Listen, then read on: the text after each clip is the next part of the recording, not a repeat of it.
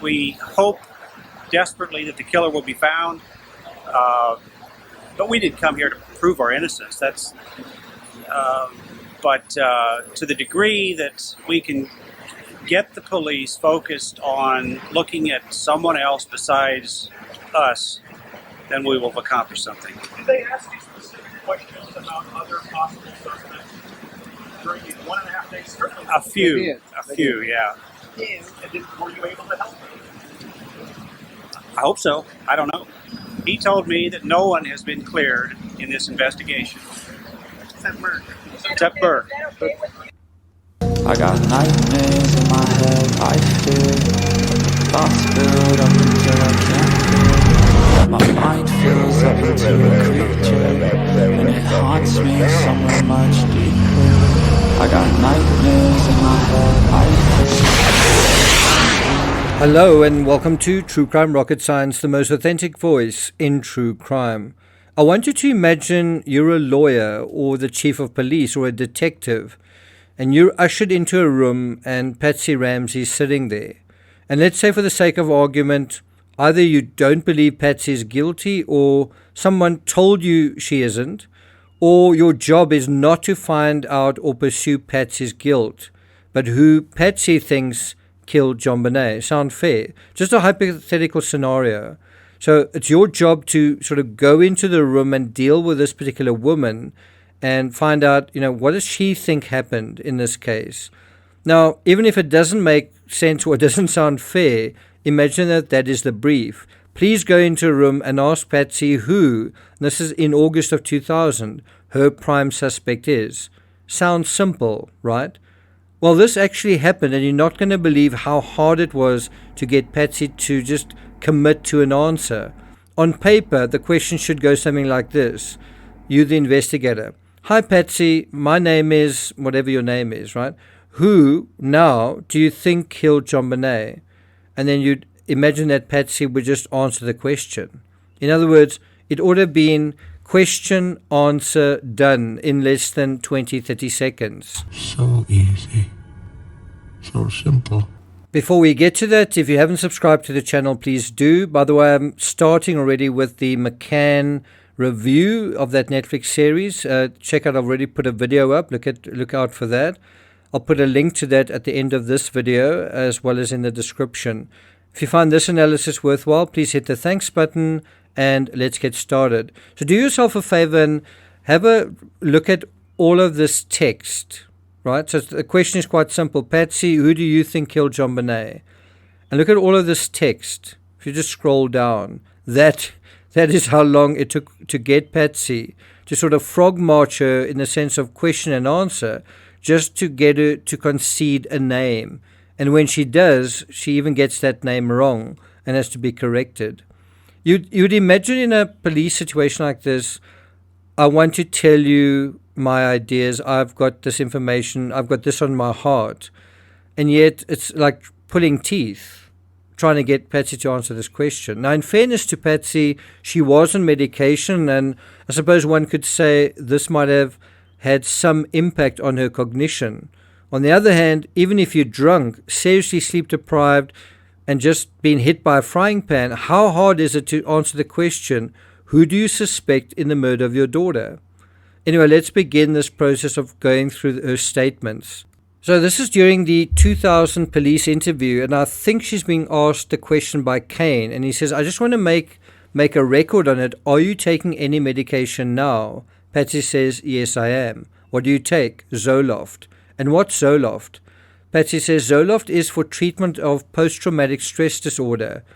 And so she's asked, is that an antidepressant type of thing? Patsy says, yes. I'm assuming you look very bright-eyed and very alert, that it doesn't affect your ability to comprehend what is going around you. Patsy says that's correct. Now, something else really hinky about all this, as I suggested earlier, the Ramseys seem to terminate the investigators after they were found innocent. Just let's pause on that whole scenario. The Ramseys seem to terminate their investigators after they were found innocent. Exonerated by inference by the grand jury. Now, it seems, if I understand correctly, as soon as they were off the hook, so were their private investigators. Huh. Anyway, let's go back to the Q&A. Before you started your association with Mr. Gray, were there other investigators that performed services for you? Yes. And who were they? Patsy says, Ellis Armistead and Associates. Now, you may remember there's a suggestion that Ellis Armistead testified at the grand jury. He was seen coming out of the building at the time the grand jury was called.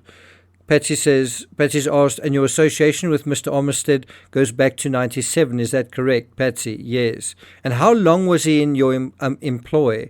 She says, up until fairly recently. So she's literally let him go by 2000. But have you solved the case? Have you caught the perpetrator? Patsy's asked, by fairly recently, we are talking, Patsy says, probably a couple of months when Mr. Gray came into your employment. And so Patsy says, somewhere around that time. Notice how vague Patsy is and how the questioner is doing all the talking. That's why I say it's like pulling teeth. Now, the reason the questions are about this, about the investigators, is, what did they find out? Are they still on board, and what did they find out? Give us some insight into what you guys figured out independently. So the next question is, does that correspond to when you terminated your professional relationship with Hal Haddon's firm and Pat Burke and Pat Furman? And did Mr. Armistead work for you after you terminated your professional relationship with Mr. Haddon's law firm? Patsy says, I'm really fuzzy on all that. John would probably know that answer more clearly. Now, you would imagine they wouldn't be fussy on that because they had just written a book. Anyway, Patsy asked, why don't you give us your best recollection? Patsy says, what was the question again? Didn't John do the same thing? Also ask, what was the question again? Anyway, the question is, when did you terminate your relationship with the law firm of Hal Haddon? And then we'll do Pat Burke and Pat Furman. Patsy says, well, it was just after the grand jury was concluded. Question is, when did Mr. Armistead still perform services for you after you terminated your professional relationship with those attorneys? Patsy says, I don't know. Now, you'd imagine after the grand jury and after they'd cut their lawyers loose, aren't they still requiring something from the investigators? Now, if you think about it, that is a very interesting question. Don't you, now that you are off the hook, don't you want to solve the crime? Don't you want to find the perpetrator? Well, then why don't you have private investigators? Why aren't you talking to them? Why don't you know if you're talking to them? So Patsy says, I don't know, exactly which dates when it happened. Now, can you imagine Patsy saying, what was the question again to Larry King on CNN? I can't. But she does do it within this police setting. Then there are a couple of more questions. But Mr. Wood, their lawyer, interjects. He says, let me help a little bit, because if you're looking for this information, I think I'm correct in saying that Ellis Armistead was employed by Hal Haddon and Brian Morgan, not technically employed by John and Patsy, but obviously employed by their lawyers. So it's just like a technical point. Mr. Gray's involvement predates the time when those lawyers withdrew, no longer representing John and Patsy. And Mr. Armistead's resignation from the case, I think, coincides in time with Mr. Morgan's and Mr. Haddon's termination. The point is that the Ramseys were employing, directly or indirectly, their lawyers and also an investigator. Anyway, what's also incredible is, besides not being able to name suspects, Patsy can't name the people on her own team. I can have the court reporter read back to you. I know what I said. I don't have to have it read back to me like I'm writing to. But apparently Patsy does need it read back to her. She needs to be told who was on her team and who she said were previous suspects. Maybe she even needs excerpts from her book read back to her, otherwise she wouldn't know what she'd said or what she'd thought. Now think about this memory failure and the acute memory of the ransom note writer who was able to summon movie quotes, not one or two, half a dozen or more, and then this while under duress. Anyway, Patsy says, I believe so. I believe that we had a group of experts who had put together some information which we were hopeful could be presented to the police department and investigators last January. Question, who was in that group of experts? Who do you remember? Patsy, I don't know all the names. I just know they were forensic type people. So again, she doesn't even volunteer the people on her investigative team. Question, why don't you tell me the names you do recall? Do you remember a Dr. Sperry from Georgia? Chris Sperry. He's a forensic pathologist. Patsy, I believe that was one of the names. Question, did you ever personally meet with him? No. You can see how little information is being volunteered here. It's not really a discussion. And so another question that comes up, another statement that is made is, I'm assuming at a fairly large expense, your team was retained by your family, and that you, and obviously you have a great interest in helping solve the murder of your daughter, correct? Patsy says correct. But if I understand your response, you are saying that you've never sat down to talk to these people to discuss their findings. And here the lawyer jumps in. She said they haven't presented anything to her in a way of presentation. I don't think she said she wasn't aware generally of their finding. And then Levine jumps in. He says, you are on real time, I assume. Is that correct? Wood, yes, I am. Do you know what we are talking about? Now, apparently the experts the Ramseys hired basically bankrupted them, wiped out their savings, and got them to sell 2 of their large houses. Would you be willing to put all of your wealth on the line, everything, for experts who you didn't know, you didn't know the names of? Would you put all of your money in hiring people to help you, but you didn't even know who they were? I wouldn't. Now remember, we started this analysis with a simple example. Who do you think killed JonBenet? And Patsy then gives the answer, boom, done. Instead, this is how it goes. And I mean, it's so hard just to get Patsy even to say the names of people on her team. And as I say, it's like pulling teeth just getting an answer. Anyway, Levine says, what your attorney told me is that there hasn't been a formal presentation. Now think about that. The Ramseys hire lawyers to basically, figure out the case and investigators, and there's never a presentation to them about what they think happened. And they're paying them all of this money.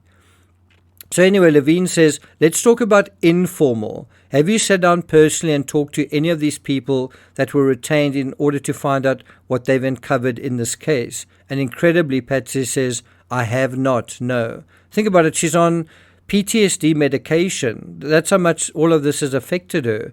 They've been investigated by the grand jury. Their best defense is finding someone else who committed the crime, and she hasn't even sat down to speak informally about these people that they're paying so much to help them. Then Patsy's asked, have you received second-hand information concerning what information they have concerning possible alternative suspects?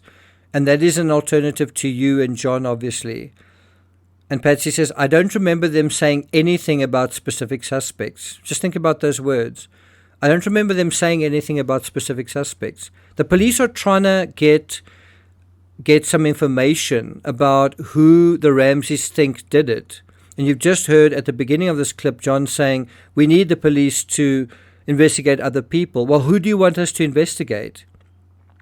Question, you have in the past suggested during interviews possible suspects, people that you in your mind think may have been involved in the murder of your daughter. Correct. Why don't you list those for us?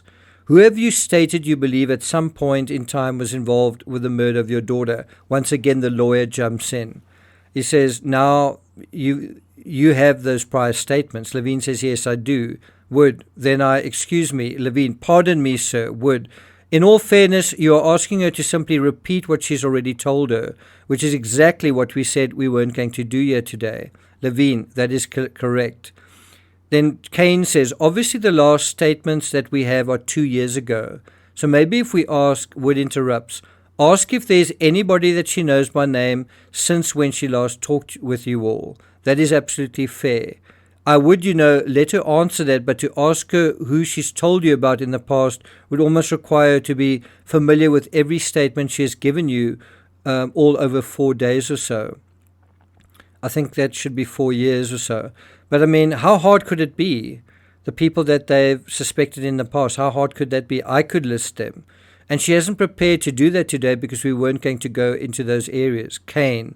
Well, also, I think it is also relevant to ask, what information has subsequently been developed? Now, what do you think? Is that a fair question? Look where we are. It's the year 2000. It is post the grand jury nonsense. And now the prosecutors want to know, okay, so you guys are innocent, right? So what information do you have? What information has been developed in the last 2 years? Don't you think it's a fair question? Reading between the lines, doesn't it seem as though the Ramseys haven't come up with anything since those first 2 years, since police interview number 1 in 97 and police interview 2 in 98? And then take it further. Are there any new names in the last 20 years? It's always the same: Helgoth, Oliver, Carr. And of these, Helgoth is perfect because he's dead. Anyway, Kane goes on to say, I think it is also relevant to ask what information has subsequently been developed about people that were named before. I mean, 2 years is a long time. It's a good point, right? Wood says, well, I mean, I would think that you all ought to go straight. I'm not telling you how to ask your questions, actually is. I would think if you have a name and you want to know if she's aware of any information since June of 98, throw the name out there. So they're saying, you give a name and ask her, have you learned anything that you know about this person? Think about how weird that is. You, the police, must say a name and then Patsy will respond. Don't the Ramseys have any names of their own? She will answer that. Levine, that's fine. Wood, I'm not trying to be difficult. I can have the court reporter read back to you. I know what I said. I don't have to have it read back to me like I'm... Why did you... Well, yeah, you can see that is exactly what's happening. Patsy does need them read back to her, right? Mr. Wood, thank you very much. Levine, you've named Priscilla White in the past as a possible suspect. Think about that. That's the first name that they mention. You've named Priscilla White, that's Fleet's wife. You know, she was one of 4 people summoned to the scene during the kidnapping phase. And then Levine says, during the course of the last 2 years, have you rejected that as a possible suspect in the murder of your daughter? Have you rejected Priscilla White? Open and shut question. Patsy, no. In other words, she still thinks Priscilla may have killed JonBenet. Then you've named Fleet White, I believe, as a suspect. Same question. Have you rejected him as a possible suspect? No. Bill McReynolds, no. No, you have not rejected him? No, I have not rejected him. And I believe Chris Wolf, you also, no, he has not been rejected. So think about that. The Ramseys still think everyone may have killed their daughter, but they're not willing to literally name anyone. And they're not willing to say, you know, of all these suspects, we think this one is the most likely. Again, put yourself in Patsy's place. Remember how quick she was to name the housekeeper during the kidnapping phase. Well, now her name doesn't even come up. When prodded by the cops and prosecutors, Patsy doesn't seem to have any names off the top of her head. She doesn't volunteer anything. Why? And do you agree this is quite extraordinary? It's something you wouldn't expect. Levine says, okay, I'll rephrase it for you. In June of 98, the individuals that I've named were, in your mind, potential suspects in the murder of your child, correct, Patsy? Correct. You tell us that today, in August of the year 2000, those individuals remain suspects, correct? Answer, correct. I think another way to say that is 2 years later, all of these people are still suspects in Patsy's mind. Is that realistic? Then Levine says, I'm assuming based on that you have not received through your investigators or through your experts any significant new information about the killing which caused you to abandon those opinions or suspicions. And then Wood says, let me just caution you. Think what the police are trying to do. They're trying to narrow down the number of potential suspects in this case, and Team Ramsey aren't really helping. The Ramseys themselves aren't helping. So this is all really, really interesting. Where the prosecutor asks about information that could narrow things down, false leads, in other words, he has to be cautioned. Levine says, is it a fair statement that you have not received any significant information concerning the murder of JonBenet in 2 years? Wood, about? Patsy, we have significant information about the murder. Levine says, okay, why don't you tell us what is the significant information that you've been provided in the past 2 years? And again, you can't really believe that Patsy wouldn't just say this to begin with. Why is it this frog marching to get to that information?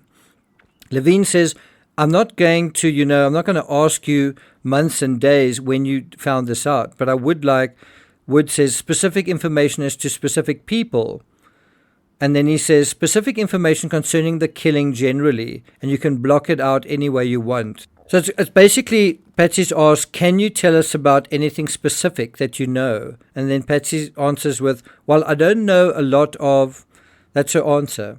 Wood then says, for the last 2 years, and then you can move on to the second question. Levine, go ahead. Patsy, well, I believe that from this group of experts, we know the sequence of the way in which she died. I'm not sure.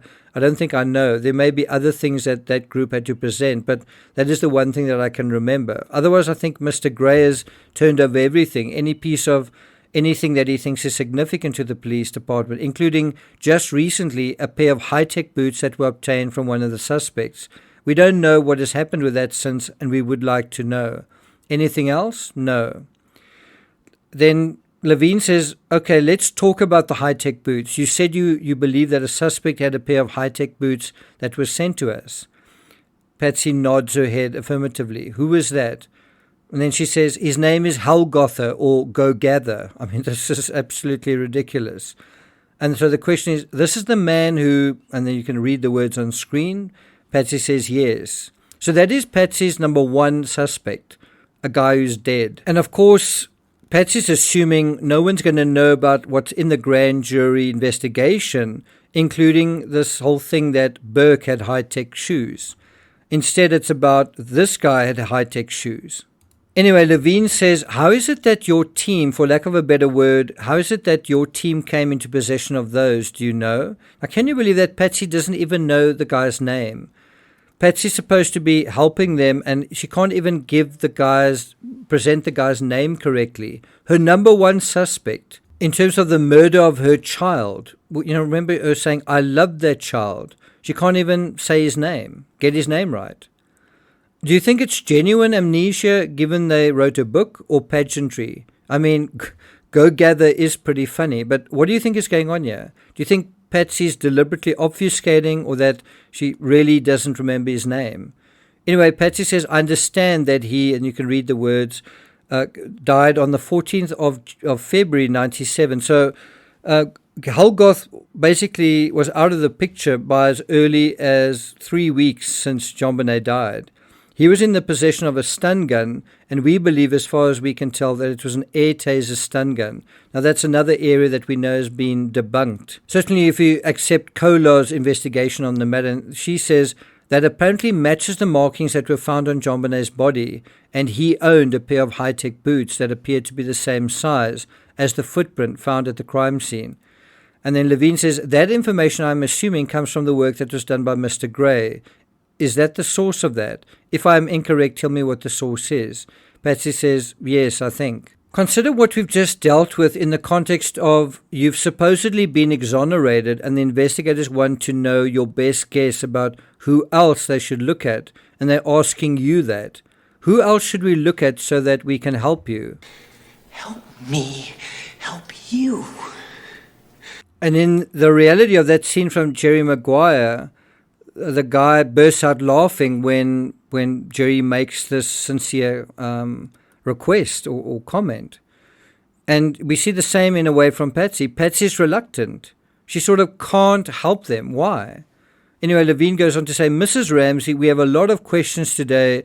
A lot of the questions we will ask are simple informational questions. Some of the questions you may take as tough questions, if I can use that term, quote unquote. 2 years ago, when you came out to Boulder and we interviewed you in Broomfield, I told Mr. Ramsey that if we were to ever charge an intruder, Mr. Wood will tell you this. Every prosecutor in the room will tell you that the best defense is if you can find an alternative suspect. And if an intruder were ever charged in this case, there's no doubt that their defense would be, I didn't do it.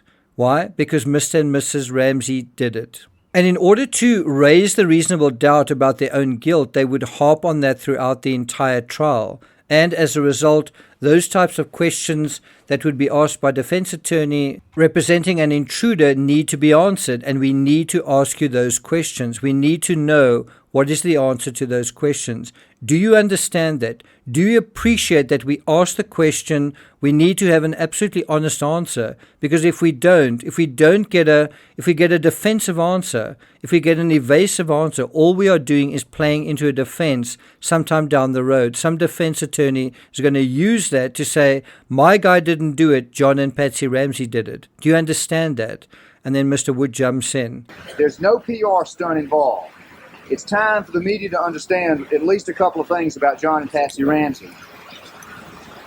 Number one, contrary to the repeated statements made, this family has for years cooperated with this investigation. I'm not going to take it further than that. Thank you for listening, and I'll see you guys next time.